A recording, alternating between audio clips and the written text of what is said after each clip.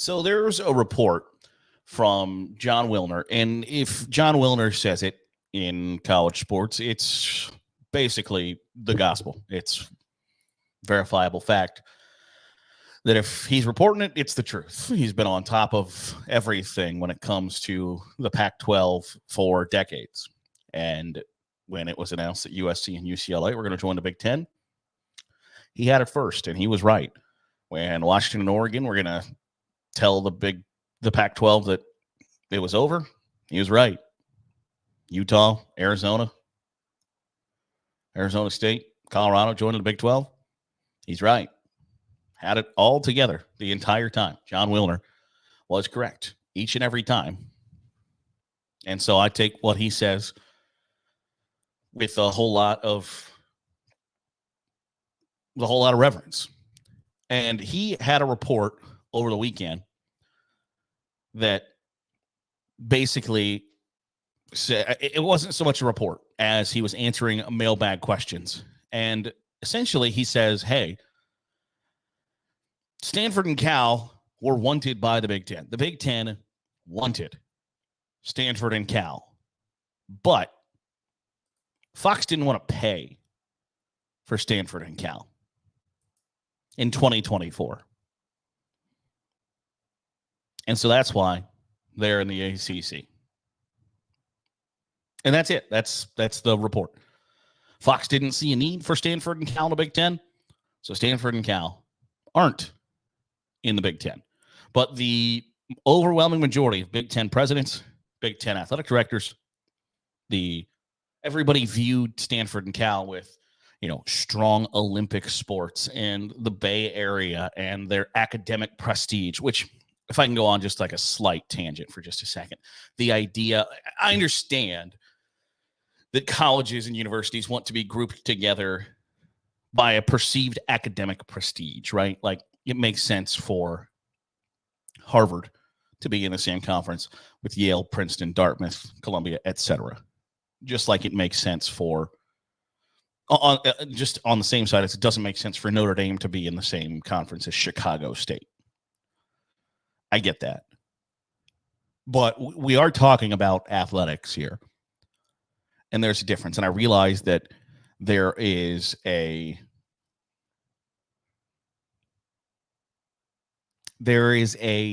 don't know what the perfect wording here. There's a misguided, misaligned, maybe is the word to use. Athletic and academics should be somewhat separate when you're talking about prioritizing billion-dollar TV contracts, I think. But that's just me. I realize that athletic directors have bosses, they're presidents, they care about these things. So as a whole, I get it. But the idea that adding essentially a West Wing to the Big Ten that's currently 4 schools and could have been 6 schools, one, and I think everybody's going to come to regret this at some point. Stanford and Cal are not going to be thrilled with their home in the ACC for a variety of reasons. 1, geographically, not great. 2, financially, not great. 3, when you look at what could/might have been in the Big Ten with Oregon, Washington, USC, UCLA, Stanford, and Cal, have a lot to be happy about. In the ACC, not so much. I think Fox is probably going to come back and regret, like, oh, hey, I wish we'd probably just ponied up for Stanford and Cal. Because when the ACC crumbles, it feels like maybe more of a when if the ACC crumbles rather than an if the ACC crumbles. Where is Stanford and Cal going to go? Probably to the Big Ten. And that price tag is only going to go up. Like, the idea that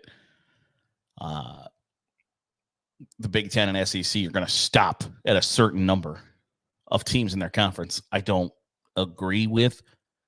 And eventually, the Big Ten's going to have more inventory than Fox, NBC, CBS, and the Big Ten Network can all handle. which means ESPN comes back into the play. And Fox is going to go, crap. Could have probably had that one. So the idea that Stanford and Cal are in the ACC strictly because Fox wasn't willing to pay them in 2024 is ridiculous to me. It's short-sighted from the Big Ten's perspective, from Stanford and Cal's perspective, and from Fox's perspective. It's a perfect storm of idiocy that everybody eventually is going to go, you know what? If back in 2023 we had just said like, instead of accepting that ACC invite, and I get it, it's a life preserver in a very rocky, unstable ocean for Stanford and Cal. That their options were be reduced to a complete lack of relevancy or join the ACC when it was made aware to them that the Big Ten wasn't going to be an option. So I understand that that's a life raft when they needed one the most. But in hindsight, that decision is going to be like, if we had just waited a year, maybe 2 years, are they in the Big Ten? Probably. Because the way the landscape has changed even in the course of the last 2 years is crazy. It's nuts. It's outrageous. In the last 18 months, the way the college sports landscape has completely been reinvented.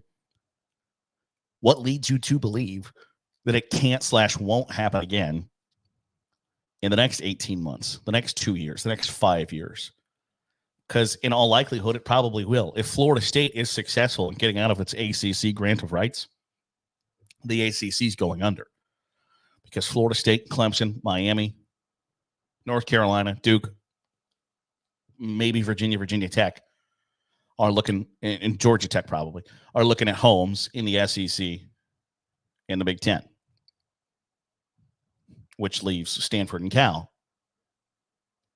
looking for a new home, probably in the Big Ten.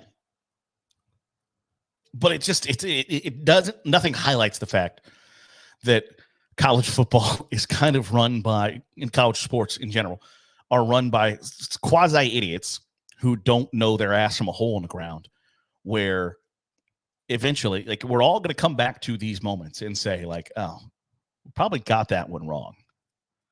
And I don't think it's all that hard to foresee how the Big Ten is going to, and I get everybody's looking out for their own money in the Big Ten. But if you think, if the presidents, the athletic directors, if everybody says it's a great location, Bay Area, great Olympic sports, great academic prestige with those two universities, but we can't get you any money till 2025 or 2026, why don't you just bite the bullet and accept your $89 million from your TV partners instead of your $100 million? Like, doesn't that just seem kind of like a logical thing? Like, okay, we're pretty set in the overwhelming majority of the schools in the Big Ten financially, that we have done a good job budgeting, etc. The idea that you weren't going to be able to get an additional $100 million or $150 million for Stanford and Cal, which I don't think is unreasonable for Fox to not pay upfront, but for the Big Ten to not just go like, okay, yeah, we'll just bite the bullet for the next couple of years, and then the next time the TV contracts are up and we're negotiating from a ridiculous spot of leverage, pride, and everybody wants our product, then we can really use Stanford and Cal to our advantage. It makes all the sense in the world, and yet Stanford and Cal are in the ACC. College sports are run by idiots that don't have a ton of foresight, a ton of forethought, a ton of... Nobody really has a bunch of balls to tell you that, like, to just be frank about it. Not many college administrators, whether they're commissioners, athletic directors, not many have a backbone or the berries to do things that require going out on a limb. And it's why it took 135 years for everybody in the sport to eventually be like, oh, wait a second, is this a business? Oh, shit, it is. And so it frustrates me because nobody has the berries to just go out and do something or say what they believe in.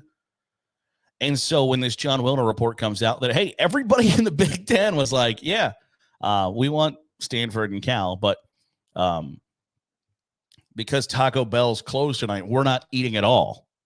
Wait, there are lots of ways to make this happen. No, snap, sorry. It might cost our collective schools like $3 million a piece, and we're just not willing to do that. I just don't understand, like, walking through the grocery store and seeing something you want. You're like, hell yeah, I want to take that home. And then when push comes to shove, you're like, oh, wait, like I might not be able to go to Starbucks tomorrow if I buy those 2 items that I really want today. Yeah, I'm not going to do it. What the hell are you doing? But that's the way it operated. That's the way it went down. And that's how 2 schools in the Pacific time zone are in an Atlantic Coast conference. It doesn't make any sense to me either. And I think eventually someday we're going to come back around to this and be like, well, wait a second. Doesn't it make a little bit of sense if? And the answer will be, yeah. Yeah, it does make a little sense if. So we'll see where that gets us eventually. That'll do it for today's episode of the Daily Huddle. Appreciate you making us a part of your day, however it is, wherever it is you're doing so. If you were watching on YouTube, hit the subscribe button. Make sure you're getting all the great college football content that we're pumping out here on the Daily Huddle. If you're listening on the podcast feed, I should say, drop a 5-star review. Goes a long way in helping out the channel. Back at it tomorrow here on the Daily Huddle.